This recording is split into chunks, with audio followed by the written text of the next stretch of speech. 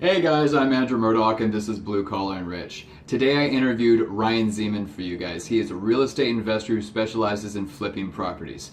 So if you want to know how to make some money using real estate, you got to check this out. Hey guys, and welcome to the interview with Ryan Zeman. He's got a ton of great content to share with you guys. I can't wait to get going here. So I'm going to introduce him to you. So before getting into real estate, Ryan was a national level tennis coach for one of the top academies in Canada. For the last year, he has been coached by Stefan Aarnio on buy, fix, and sell properties. Currently, Ryan has 4 properties on the go and has been able to take a part-time interest into a full-time career. Ryan, thank you so much for being here. We really appreciate it, and we can't wait to learn more from you. Yeah, it's great to be here, and I'm excited to share.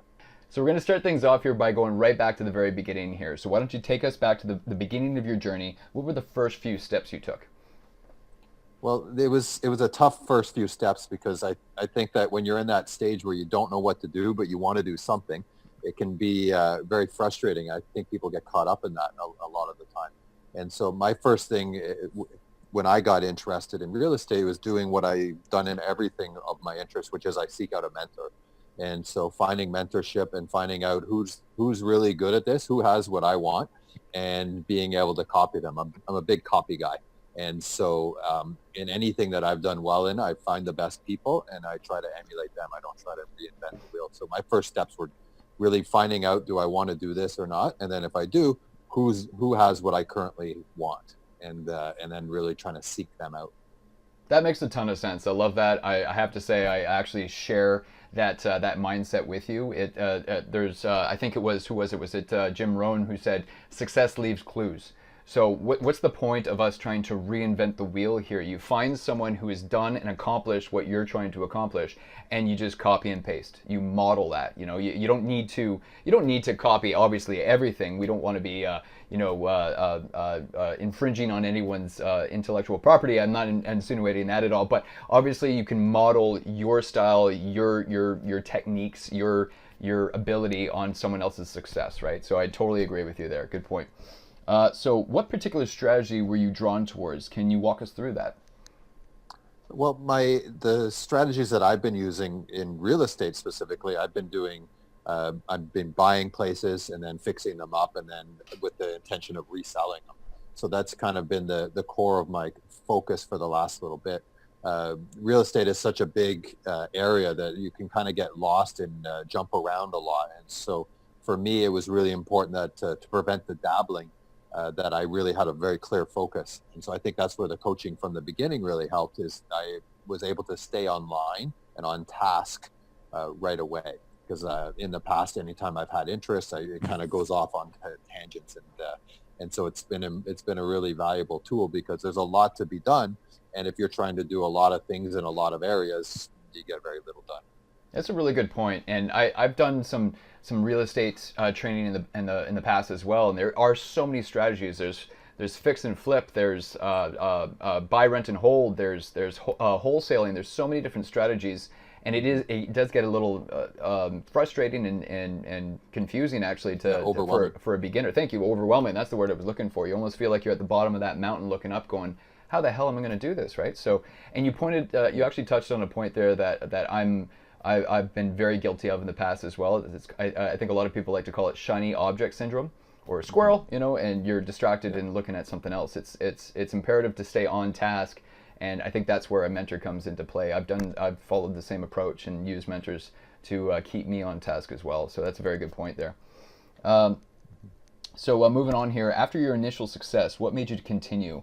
What were your feelings at the time? Well, I go in and out of feeling like I'm very confident and competent, and then moments where just like sheer terror, where I feel like I don't know what I'm doing. So I fluctuate in and out, and it seems to be a perpetual state of one or the other. So it, it's for me, it's like getting as much done when you're in that confident state and really nailing things. And then when you're in that state where you're either down low, or you're feeling that fear, or you're feeling like you don't know what to do, it's just like the idea of keep moving. And I just try to keep taking action, and really hold myself accountable. I'm really like with the squirrel idea. Uh, my brain will get me distracted on something when it doesn't want to do something else. And so I'll have a task that I need to do. And this week I identified these are my key tasks that I need to get done. If I do nothing else this week, it'll be a great week by doing this. And I felt like that was the important thing to do. And I bought into it once I started doing it, and my mind started wanting to pull me away. And so it's really that feeling of that you make those decisions. And so when you're accountable to yourself and when you're accountable to a coach, it really makes it a lot easier, because otherwise you can just kind of get it caught up in that feeling of, oh, I need a break, or this is not going as well as I want it to, and really get distracted or kind of get down on yourself. Yeah, that's a fair point as well. I find that a lot of people do kind of get lost in that abyss if they're only accountable to themselves. But when you are, when you do know that when you're waiting for that weekly call or that regular meetup with your coach or your mentor, and you don't want to disappoint them, I find that does light up more of a fire under your butt. So clearly that really worked out well for you, and that's a strategy that should be modeled by everyone as well who's trying to achieve a goal, right? So I'm 100% agreeing with you there too. Moving on here, can you give us a quick overview of your business today? So the model that I've been following, like we shared earlier, is the buy, fix, and sell. And so the majority of my time is spent in the looking for properties, because there's a lot of properties out there. There's about 2,000 in Edmonton currently, and so there's a lot of inventory to go through. And so a lot of my job is just kind of hunting, and always hunting, looking for deals. I do a lot of marketing for off-market properties. So there's the process of that, which is I'd say a majority, because most of your time has to go into getting a good deal, because if you don't get a good deal, the rest kind of falls apart. If you don't get a deal, the rest doesn't happen. So it all has to start with the deal. And then it really comes into, can I negotiate a price for this place that it makes sense, and really be able to make it a profitable business for myself and my investors. Then it's organizing a team of a renovator, a decorator, a photographer, camera. Like there's a whole onset there. Then there's raising capital. So there's all these pockets that have to go, and they go one by one at the same time, though. You're never ignoring one completely.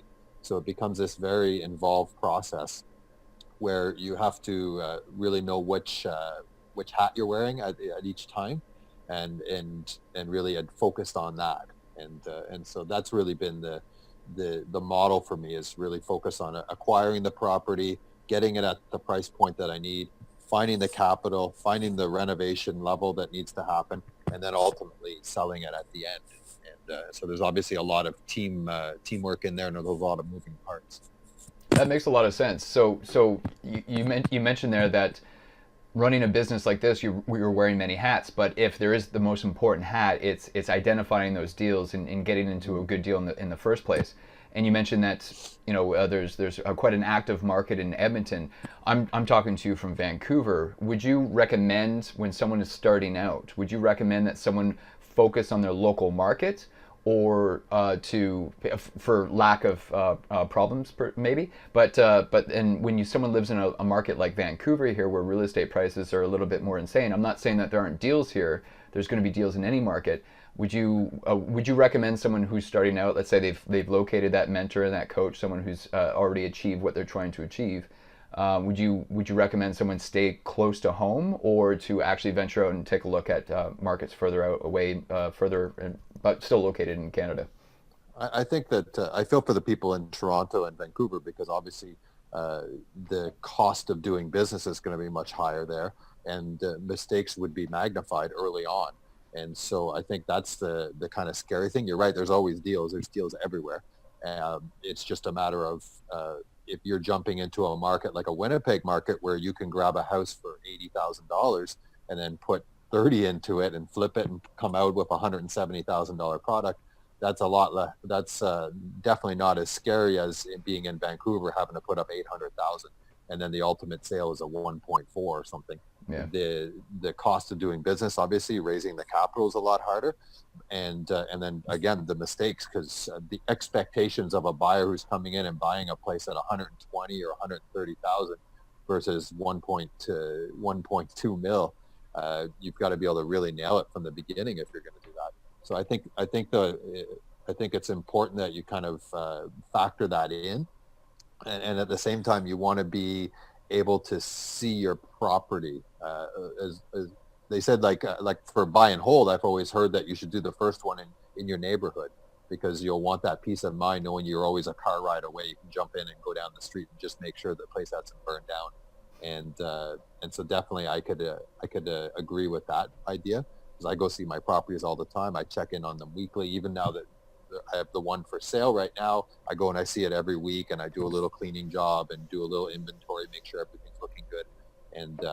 And so definitely staying in your local market will make that easier for you. Right on. That makes a lot of sense. Yeah, I guess that that does just ties into the strategy, the real estate investing strategy that you've chosen will kind of dictate which markets that you're going to focus on and how close to home you can stay, right? So that's a very good point. I like that. Okay, so have you received any pushback? Has anyone given you a hard time about this investment strategy? I get pushback all the time, and I think that it's important that you separate being pushed and being pushed over. And so what I see it as is, when people push at me, they're coming at me from their own prejudices. And so and their own frame of reference, and that's not mine. And so one of the things that I like to do is I challenge pushback sometimes, is when I'm talking to agents on the phone. I talk to about 50 agents a week. I'll constantly get, well, that might work there, but it doesn't work here. Or, there's no good deals right now. And I'll just come right out and challenge them and really show them what my reference is. And because I think that's a really important thing, that they have their ideas challenged, so that maybe they're open to new things. And so I get that with there's no good properties, and I say, well, I bought 2 properties this month, so there are good properties out there. Or a deal, I offer low amounts to start off in a negotiation, and I hear, well, they'll never accept that offer. And then I show them, well, look, I just did an offer, and the person dropped $30,000 off of their list price because I asked them at a low number. Had I gone in at your higher number, they would never have dropped $30,000. And so I try and give them that frame of reference and really get them challenge their thinking, because that's really all it is. Their opinions are based on their own previous experiences. And so showing them those new experiences. And so you hear, oh, Edmonton's a tough market for flipping. The first thing I say when I talk to an agent is, I say, what a great market this is. This is amazing. I was in Winnipeg before, and you talk about tough. Winnipeg has all these guys that have taken the Aarnio course. So you've got a lot of competition. It's a smaller market, and the price point for the house is lower. So therefore, there's more competition of people getting in, because there's less capital need to be raised. I'm like, Edmonton's awesome. It's way tougher, or it's way faster moving. People don't move here as fast, so I can just come in, and my speed of movement is a lot great. So I really kind of turn it on their head right away, and you kind of diffuse any kind of arguments they have, because you have these great positive expectations and experiences here. And so I find that's a good way to handle the pushback.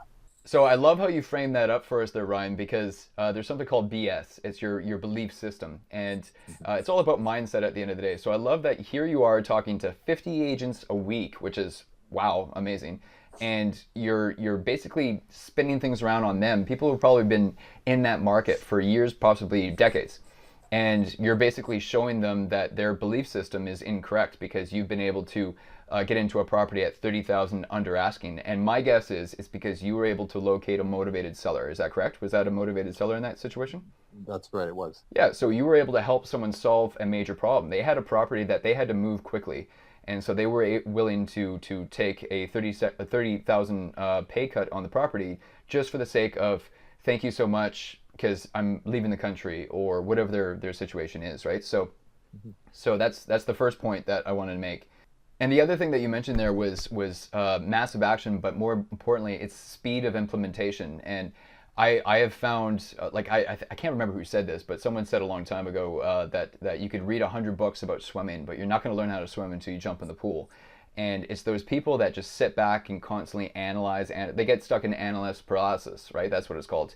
It's that speed of implementation. Even though the first step you took maybe wasn't the perfect step, you still learn something. You still learn from taking that massive action, and because you have fast speed of implementation, much quicker than most of other people that are working in your space in Edmonton. You're able to capitalize on that. Just even though it's not perfect, someone who's sitting back and want to learn something a little bit more, understand something a little bit more, you're already halfway done the deal, and that's powerful. I definitely wanted to touch on that with for everyone as well. So right on, yeah. So moving along here, what are some of the steps that you went through? What tips would you give someone?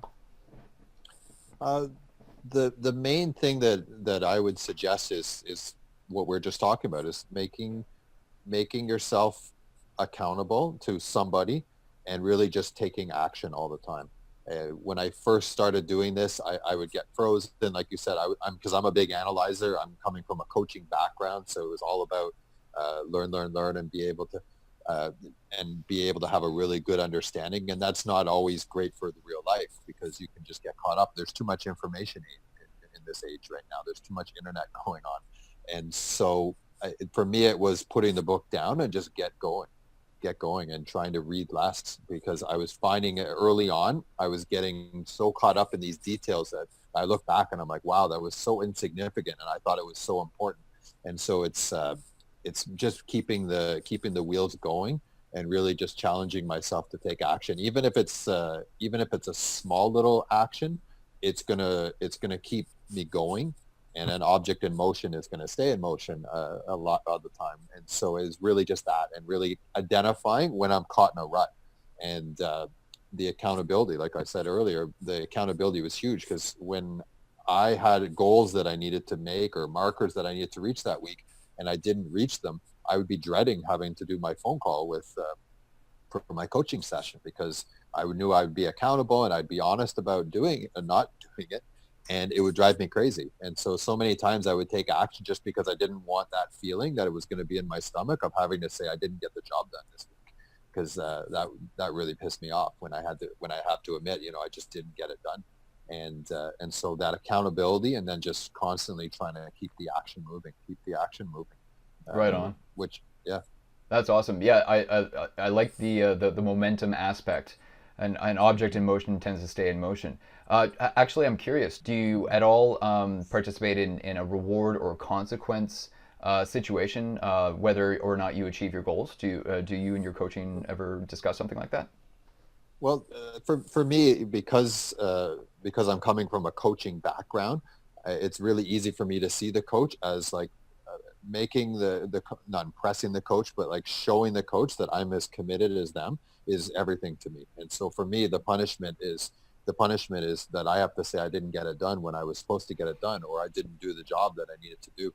That kills me. And then the other side of it is hearing that I'm on track, or I'm doing a good job, or if I'm down and I feel like I'm not getting done what I need to, hearing that reassurance that, you're on the right track, keep it going. Maybe it's not this week, it's going to be next week, is everything for me. That really does keep me going. Having someone who's been there before telling you, you might not be able to see as far as you want to see with your flashlight right now, but if you walk another 4 meters, you're going to be able to see farther with your flashlight than what you could before. And really that's what a coach does, is a coach is like your flashlight. They help you see areas that you couldn't see before. And really, if you keep moving, you see more. And so just kind of getting to those checkpoints, for me, that's the big reward. Right on. So that's actually the major motivating factor for you. That's powerful. Thanks for sharing that. What are the biggest challenges you see people coming across, and how do people find success in spite of these obstacles? For me, the challenges that I see in real estate is I see people that they're not thinking in systems. And so they may have had some success early on, or they want to do things, and they have almost the other extreme, which is instead of the analysis, is they're just willing to just go out there and jump right away and just hope the net appears. There's a time and place for that. I think you have to have a strong belief that there's a net under there and then jump. But if you have no idea even that if there's a netter there, it's going to cost you when you jump if one doesn't show up. So what I see people making decisions, and they don't know why they're doing what they're doing. So they don't have the systems thinking. And then the other side is it's not repeatable. If you don't have a system, how can you repeat what you just did? So you need to be able to think very systematically. And I think that's where a great coach can really come in. I find that there's different types of coaches. There's coaches that have had a lot of success, but they're not able to repeat why they had the success. They don't think in systems, and so they might have a great reputation, but they can't tell you how to repeat what they just did. And then there's coaches that maybe they haven't even had as much experience, but they're great at systems. They're great at systems work, and so they're able to create repeatable systems that they can give to their students, and their students can go out and have just as good or even succeed that person's results. And so those are the biggest that's the biggest challenge that I see. And so when I talk to people, even though I've only been in real estate for about a year, some of them, it blows them away when I can talk in terms of this, and this, because my mind has been given these systems through Stefan's coaching, that I can see everything. And so I can move a lot faster because I just think 1, 2, 3, 4. Whereas they don't have that system. They're 1, 2, then they're at A, and then they're 3. And so they're all over the place. And so I think that allows me to move faster. And when eventually they come onto that kind of systematic thinking, they really improve. I agree with you. I completely agree with you. I think the education system is to blame for a major part of that, because people are used to thinking very short term and not thinking about scalability, not thinking about creating systems that are repeatable. And I feel like because people are trained and conditioned to go to school, get a job, and work for 35, 45 years and then retire on hopefully 40% of what you've been making your entire life, the 40-40-40 rule. I find that I agree with you that would be the most challenging obstacle for people to come across. It's just rewiring. You're almost rewiring your brain, right? Some people just find it easier than others, but certainly a coach will actually speed you along that process a lot quicker, right? So yeah, I agree with you. Sure. Fantastic. So what was there a certain part of your journey that you would consider the toughest part? Was there a low point that you can share with us and maybe walk us through what you did to motivate yourself instead of trying another option? I like this question because again, it kind of comes back to what I said earlier about I have moments of confidence and moments of just sheer terror. And I think the confidence comes from successes. And so when you find some successes, you start to become more confident. But if you go through a streak, just like a goaltender or any kind of athlete, if you go through a streak where you're struggling, you're going to lose that confidence, and it's going to be a struggle for you. And so I had moments where I was putting out offers and doing everything according to how I needed to be doing it, and I was just getting nothing. I was getting no success. Then I started believing those agents when they were, oh, there's no good deal and stuff. And I think that's kind of what happens to people. They start off very optimistic, and if they don't have that success, they start listening to the people that are telling them that it's too hard, and it's too, because then you feel better about yourself because you're like, well, it's not my problem, it's the market's down or whatever. And so to be able to keep going through that was really tough. I know with Natalie, my wife, it was, we'd have conversations where I was just going crazy. And I would just be telling her, like, I just don't think I can keep going. I hate this. I'm doubting myself. And that was a really big challenge because I was coming from a position where before I was a coach, and the coach is the guy who knows everything. You're the guy that people come to for the wisdom, and you're the person that has the answer. And all of a sudden I'm in an opposite situation where I'm the student and I have no answers. And I'm trying to do things and I don't even know if I'm doing the right. So it was really, really unnerving for a long time to go from being the expert to being the rookie. And yeah, it was really tough. But for me, it was kind of comes down to, I just kept making the actions. And really that's where the coaching really helped me as well, is I had the system. So I just kept, when I was totally confused, I just went back to like, what do I need to achieve this week in my system?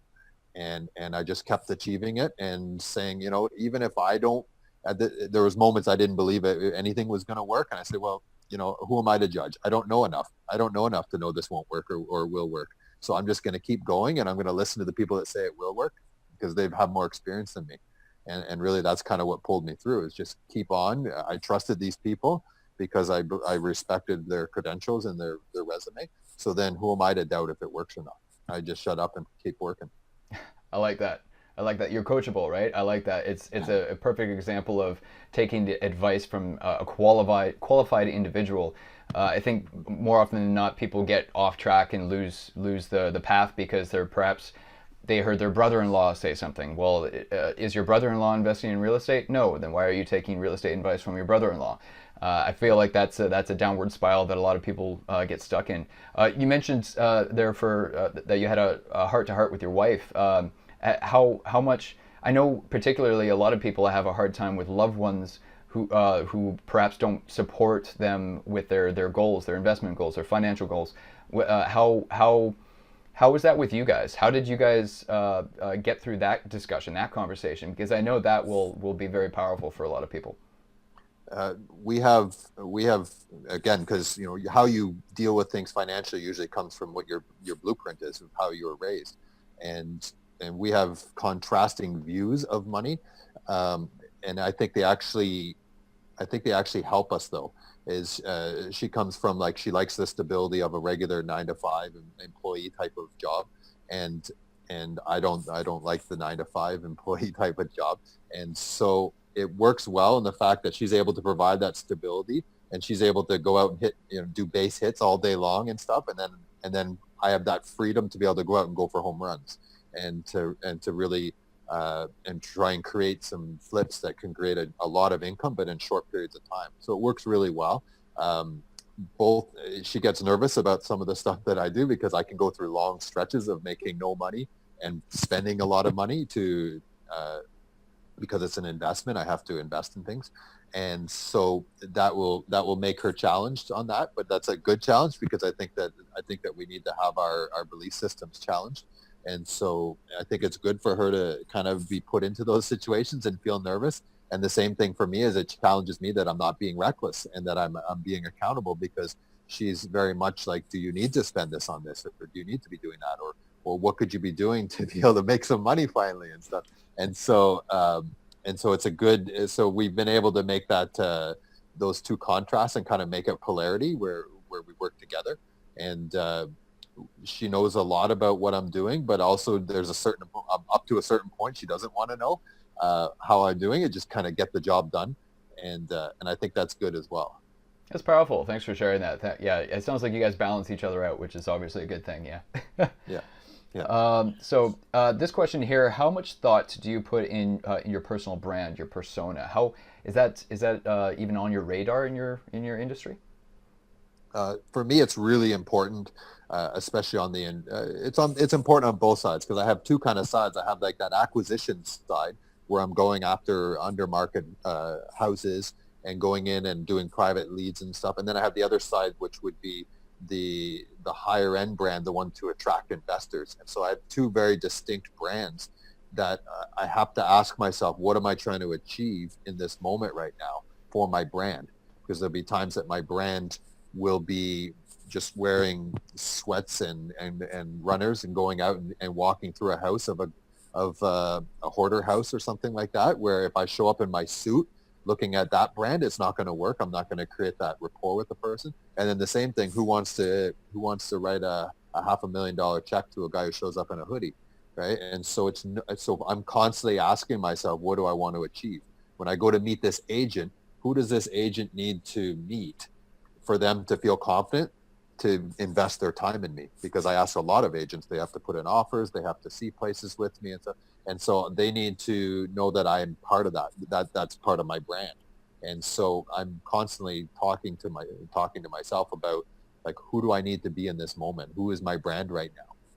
How am I introducing myself? What am I using to create rapport with people? That's a very good point. That's valuable. I agree with you completely. I mean, we have to constantly think about perception. We are human beings. We're all wired very similarly, and first impressions do count for a lot, obviously. And you're putting a lot of effort into dressing the part and looking the part and acting the part for your particular audience in that moment. So I find that I find that very smart. That's a good way to think about things for sure. Yeah, because you don't know how that will dictate how the meeting goes or how this process ends up, right? So how it dictates the result at the end of the day, right? So that's valuable.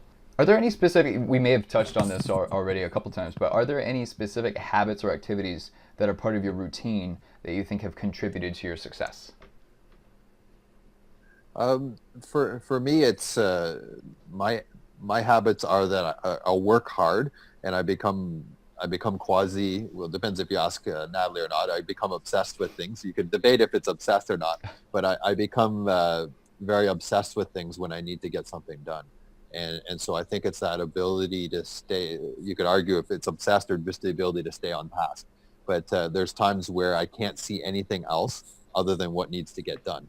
And everything else, the house could be on fire and I'd still be on my computer trying to get something done. And so I think that's it ends up being a strength. I have to watch though, because I can do the other, and I can have what they call an overuse strength, where I use it so much that, if I work this arm, only this arm too much, it's going to get so strong, it's going to start pulling on my back muscles and everything, and the rest of my body is going to atrophy. And so I've got to make sure I have that balance. So I've been trying to do better with that. It's a struggle for me. It's not how my brain is wired. I don't do a lot of things. I do one, maybe two things really as well as I can. And so I've been trying to create that balance. I try to create little rules for myself. Like like when I go and walk my dogs, I try and do it. Okay, no texting while I'm walking my dogs. Just listen to a podcast or something. Or so try and create little rules to help me to avoid that kind of burnout. Because any strength, if used too much, is going to become almost a weakness. It's going to just, like I said, it's going to take over the rest of you. That's a really good point. I like these little rules that you impose on yourself. Do you by any chance, do you have a daily ritual, like a morning ritual when you first wake up, or an evening ritual, or is there some kind of activity that you do every day, no matter what? Yeah, in the past, I was really structured with that, and it's kind of simplified as it's gone through its days. But like one of the things I do is every morning when I get up, I pretty much get up, I have my drink of water with the lemon in it, and then I walk the dogs. And I go and I take the dogs for about a 45-minute walk. That's always the first thing that gets done for me. And so that's it's good for me to get up and get moving. I think that's important. It's an easy task to put off if you don't make it the one that is going to be the first thing in the day. And it's great too, because I know the dogs depend on me for that. And so I feel that, that accountability. I'm accountable to the dogs. And so I think that's an important one for me. And I'm trying to use that time a little better and try and make sure it doesn't get polluted with agents calling me and stuff, because if I let it, I'll wake up and I'll just be dealing with fires. And if you're dealing with fires on the first thing in the morning, then you're going to deal with fires the rest of the day. So I think by setting myself aside and not returning calls until I come back from that walk, I've kind of set a priority that I'm going to take care of the dogs, I'm going to take care of my family, and then I'm going to deal with all of this. And so that's been the big part of my ritual. The other part that I'm in and out of is reading before I go to bed. That's something that I love reading. It's just one of those things that I have to prioritize. I think I've only done 6 books this year, which is a little bit. It's not bad for some people, and for other people that's pretty light. And so that's one that that's one I'm constantly monitoring. I have my book beside my on my nightstand, and just pick it up again. Just take some action, even if I tell myself just pick it up and read one page, because I'm so rule oriented. Sometimes if I say I got to read for 15 minutes, and then all of a sudden it gets to the point where I can't read for 15 minutes, it'd be 13 minutes. I'd be like, oh, that's done. No rule it's broken. So no point in doing it. Right. So I'm trying to get out of those little hindering rules that I set to myself. And so now it's like, just read a page, and then you have a minimum, and then there's no maximum. I like that. That's powerful. That's awesome. I like that, because it's a measurable goal. It's specific. It's achievable. Goals need to be, you probably come across the SMART goal system, and I like that. And especially with the morning ritual routine, I find that those days where the first thing I do is, if I grab my phone as soon as I wake up, and you're inundated with emails and text messages and notifications, and it just seems to those days never seem to be quite as productive as the days where you take care of yourself first thing in the morning. And I love what you do there. You walk the dogs, you're getting some fresh air, you're moving, and you've imposed that daily ritual on yourself, because you're taking care of yourself first. So I like that. Yeah, that's a good point that I wanted to get across too. So right on. This is another question that maybe perhaps we've already actually touched on, but do you have any tips from a productivity standpoint? Do you have any specific ways that you manage your business? You mentioned systems already. Yeah, the systems are super important. It's and having that singleness of purpose, really knowing what you want to achieve, and then making sure that your focus is that. And so like that book there, The One Thing, knowing what if I mess up on everything else this week, what's the one thing that I got to make sure I get done. And so I've been thinking about that. I had a good coaching session one day where he just said, at the end of the day, as long as you get your 10 offers in this week, where you offer on 10 properties, if you kick up your shoes and you just sit there for a little bit or watch a little too much YouTube or something, it's going to be okay. That's your one thing. And I always kind of come back to that when I get caught up or if I don't feel like working, or I'm caught up in a task that's like a back end task instead of a high value task. I just like get that thing done, and you're at least going to get rid of that feeling inside that you're not moving forward. And so that's, for me, that's the productivity is identify that one thing and make sure that gets done and get that done. And then the rest is kind of bonus, and it gives you some leeway as well to kind of mess up, because again, if you feel like you have to be perfect, about 2 minutes into your day, you've probably ruined it. Yeah. And so you're going to be off the rails. And so that idea of like, just get this done and everything's going to be okay is really, it's helped me a lot. That's a really good point. I like that. I actually, to be honest with you, I haven't even read The One Thing yet, but I've heard enough successful people tell me about that book that I really need to bump that up the list. My list of books to read, I'm like you, I'm a lifelong student, but my list of books to read keeps getting longer, not shorter. Oh. And I think I better move that book closer to the top of the list. And you know what I'll do for everyone, though? I'll attach a link in the bottom of this so that if anyone's interested in reading and getting that book, then they can quickly find it. But I've heard amazing things about that book, so I need to read it myself. So I'm with the other one I'll send you the info on. It's called the Dip, Dip, and it's Seth Godin. Is it Godin? Yeah, Seth Godin. Yeah, and it's along that thinking of basically find out what you're good at and be able to really cast away all the rest of it just as clutter. Just get rid of the other crap and decide that you can. It's the whole reality. You're only probably going to be good at one thing, and so find out what that thing is and really get going on that. That whole idea of I'm trying to think of who had the quote, but it was like there's always that counter. Don't put all your eggs in one basket. And then his counter was put all your eggs in one basket, then guard the hell out of it. Make sure no one knocks it over. And so really be focused on do one or two things and just get rid of the rest. And so it's that same mentality. Because even with books, I have as big a book list as anyone, and I have as many books as anyone. And it just occurred to me this year, it sounds funny enough, that I realized I'm not going to read throughout my whole life. I'm not going to read all the books I want to read.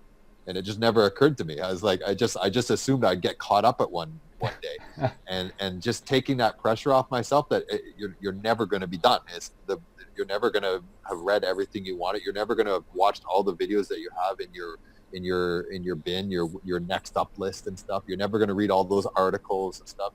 And I actually just started getting rid of them because they were just always there and weighing on me, because I was like, oh my God, I have 14 articles from 2 years ago I've got to read, and then I've got all these videos and stuff. I just started getting rid of all that crap and just seeing it as clutter, and really just like, what do I need to focus on singularly?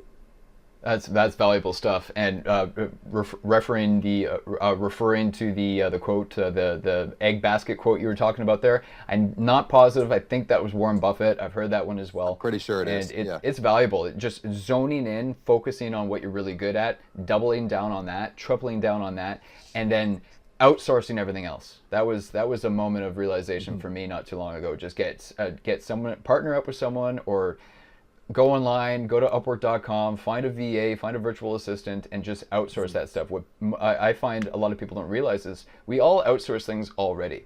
When you go to the grocery store, that is you outsourcing. You didn't pack the food, you didn't grow the plants, you didn't truck the products all over the place. We are outsourcing every single day.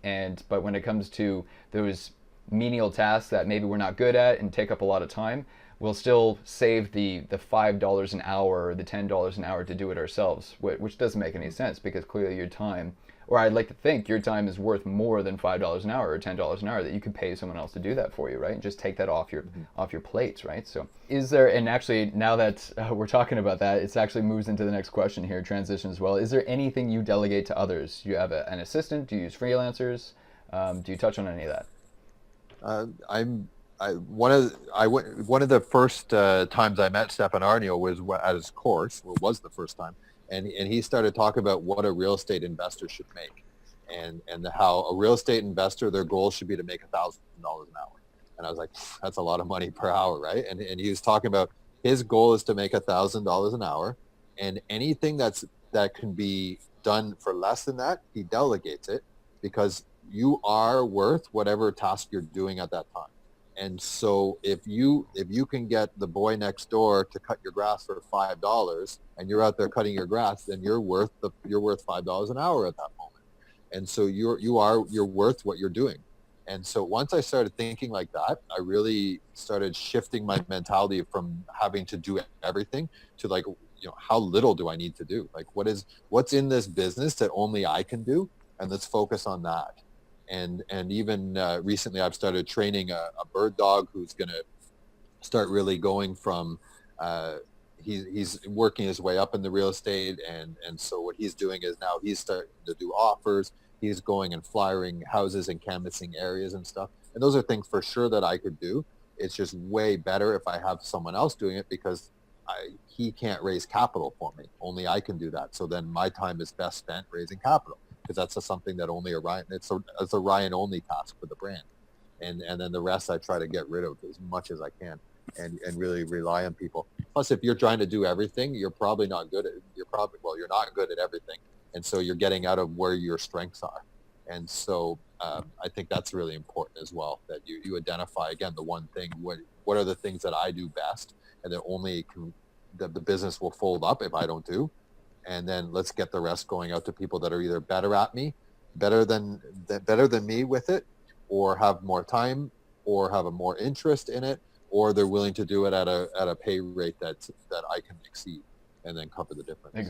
Exactly. And just for those people who aren't that familiar with real estate investing, a bird dog, how would you define a bird dog? My understanding is a bird dog is someone who handles a lot of those logistics and gets things done ahead of time before you enter the picture. So a bird dog is someone who has leads or generates leads, and so they're moving you along the path, and so they've identified either a motivated seller, so they've found a property that someone's motivated to, or or in the case of wholesaling, moving up one is they already have a deal in place, and they're bringing you the deals. So what I'm trying to do with Travis is he's coming into the team, and I'm showing him how to look through listings, how to make offers, how to canvas areas and stuff. So all these things that need to get done, but they can be done by multiple people. They're not like a Ryan specific task. Whereas I'm not going to send him to meet, like my meeting tomorrow, to meet on a capital raising meeting. I'm not going to be sending him for that, because as part of the brand, they need to see me. And so that's a Ryan task. And so it's trying to identify it as those, trying to identify those different areas. And so a bird dog, they cut so much wait time away, because then I don't have to be putting out, I don't have to be looking through those 2,000 listings a week. Exactly. There's only so many hours in the day, and it comes back to scalability, right? If you only have this much time in the day, but you need this much done, you have to outsource. You have to take on some staff. You have to find other people to take on those abilities that isn't Ryan specific, as you were putting it there, right? So I like that. Yeah, fantastic. So we're just getting ready to wrap up a couple things here, but I've got a really great question here that I love asking.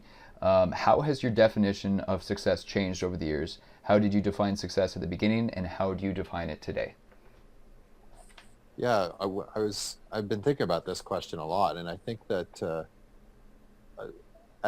when I first started doing anything, like when I was getting into business and whatever, there was always a number attached to success. So there was a certain amount. Like I remember, I wanted to be a millionaire by the time I was 60, which shows my reference point at that point, because that was a million felt like forever amount of money, and 60 was a forever amount of time away.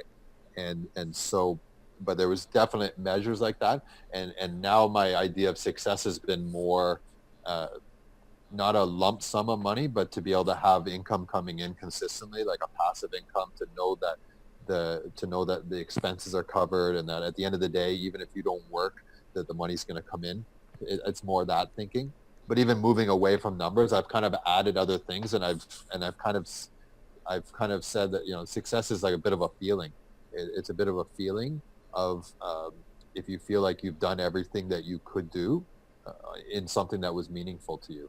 And so if you had something that's really powerful to you and you're passionate about it, and you did everything you could that day to get better at it, then I think that's success. And so it's become a lot more open-ended, which can be good or bad. But I think that it's a really important thing, because the people that I've talked to that are very number driven, I'm sure we've all had that idea where you want to achieve a certain weight or a certain number, whatever you do, and how good does that feeling last for? Like 5 minutes, 10 minutes, an hour, a day, at most a week, right? And then it's just, okay, either now what, or that wasn't as exciting as I thought. So if that's all that achieving numbers gives you, then there has to be something else. And so it's been, for me, it's more searching out those feelings of what's going to make me feel like I've accomplished something, or what's going to make me feel like that I'm getting better. I agree. I've heard that that lesson was learned by many people who have, once they finally achieved their goal, that sense of satisfaction or achievement was quite fleeting. It just would come and go. And it much like yourself, when I was a kid, I remember thinking $1 million was a lot of money, but here in Vancouver, I can't even buy a house for $1 million. Yeah. I wouldn't even be able to get a house, maybe a decent apartment, but couldn't even get me a home here. So it's all relative at the end of the day. And I think 2007, 2008 taught us all that our net worth isn't quite as valuable as cash flow, because a lot of people in those days found that they were underwater with their properties, and Yep. all of a sudden their net worth was poof gone. I agree with you completely that cash flow, having that money coming in on a month to month basis, no matter what happens in your life, is far more valuable. And I spend a lot of time talking about that on this channel for sure. So yeah, I agree with you completely. So as far as what people can do right now, are there any specific action steps for people that they can take right now? As soon as they finish this interview, what should be the first couple things they should do? I think that again, going back to like, what's your one thing? Like, what are you passionate about, or where do you feel that you're going to be most successful? I'm not 100% believer that you need to be really passionate about something. I think you could be pretty good at some things and not be necessarily passionate about it. And maybe that's where you need to start. And you need to start at what you're good at and where can you have some success, and then branch out and get into your passions, because not everyone's passion are going to pay the bills. And so it's great to say follow your passion, but if follow your passion has you being thrown out of your place, maybe you need to follow some rules as well and get some structure going. So I would say for me, it's like identify what you're really good at, and then find out who has what you want in that field, because there's probably someone better than you in that interest area, and find those people and then start copying, follow and doing what they're doing. I love that. The only reason I can see as far as I can is because I'm standing on the shoulder of giants, right? So you go and find the giants in your industry or the industry that you're interested in, and reach out to them. I found that the most successful people I found are very generous with their time. And when you show a sincere interest in them and their passions, they're more than willing to help. Very few people have gotten to the top with a scarcity mindset. They usually have an abundance mindset. And so they've usually been helped a lot. And so they want to help a lot. And so I would say that's the key, because it's great to have passion. It's great to want to take massive action, but if you're trying to dig a hole with a spoon, it's going to take you a long time. It'd be better to have a mentor who show you what a shovel is, and really get some business done, right? So spend your energy wisely. Spend it, but spend it wisely. That's a good point. I'm a big believer behind the whole giver's gain mentality, and there probably are some successful people out in the world that have a scarcity mindset, but there's not many of them. I agree with you. You never achieve success without help along the way. No one can do everything along by themselves. But then I agree with you. Those individuals are generally the ones that have that abundance mindset, and they're not just going to lose that overnight just because they've reached a certain level in life that many of us would regard as success or call success. So So that's extremely valuable. Thanks for sharing that, because I feel like that's a message that needs to be spread a lot more these days, especially in certain parts of the world that are just, there are parts in the world today that are just experiencing just terrible, terrible hardship, and I can imagine the scarcity mentality likes to crawl back into a lot of people's heads when things get really tough. But we're always surrounded by tons and tons of stories of people rising above and being able to contribute and provide value and create value for people around them, and then just rise above the rest, just organically speaking, right? So. This was a great interview. Thank you so much for taking the time to be here, Ryan. I gotta say, if someone wants to learn more about you, if someone wants to reach out to you, how can they get in contact with you? How can they talk to you? Well, Facebook is never too far away for anyone, and so you could look up my personal page of Ryan Zeman. My brand is Stratford Martin, and so we'll make sure that people have those links. You can go on the website, the stratfordmartin.com, and kind of see some different projects that I've been up to. We're working on getting some videos, and we're going to start doing some walkthrough videos, which are going to be a lot of fun because we're going to have the before and after and everything. So that's going to be really cool. So that's up there. Email ryan@stratfordmartin.com. That's a good way. And pretty much, I'd be surprised if you reached out to me if I didn't get back to you in about 15 minutes. So I'm pretty obsessed about my turnover in contact with people. So I believe that you really show people a lot of respect when you get right back to them, and so I'm pretty obsessed about it. And so yeah, reach out and say hi, and if there's anything that I can do to help you with anything, I'll for sure do it. Right on. Thanks so much, Ryan. Yeah, I'll include your contact details in the description below the video for anyone who's interested in reaching out. And can't thank you enough. Thanks so much for being here with us today. It's been great. Thank you very much. Right on, Ryan. Thank you so much for being on Blue Collar and Rich. You shared some real nuggets with us today, and I hope everyone enjoyed the conversation. If you guys want to reach out to Ryan, if you've got some questions for him, I'm going to include his contact details and his website in the description below. I'm also going to include the links of some of those resources that we discussed in the interview as well, just to make things a little bit easier on you guys. So I think the most important thing to grasp right now is don't just sit back passively and expect things just to land in your lap. I think a lot of people are in danger of taking no action and nothing ever changes in your life, right? So the first thing you should do, if you don't already have one, is get a coach, get a mentor. If making money in the real estate space interests you, then it's important to leverage someone else's experience, someone else's education, and try to minimize those mistakes that you've made, right? So if you guys enjoyed this video, please hit that thumbs up button, give me a like, and don't forget to subscribe to my channel if you want more content like this. So take care, guys.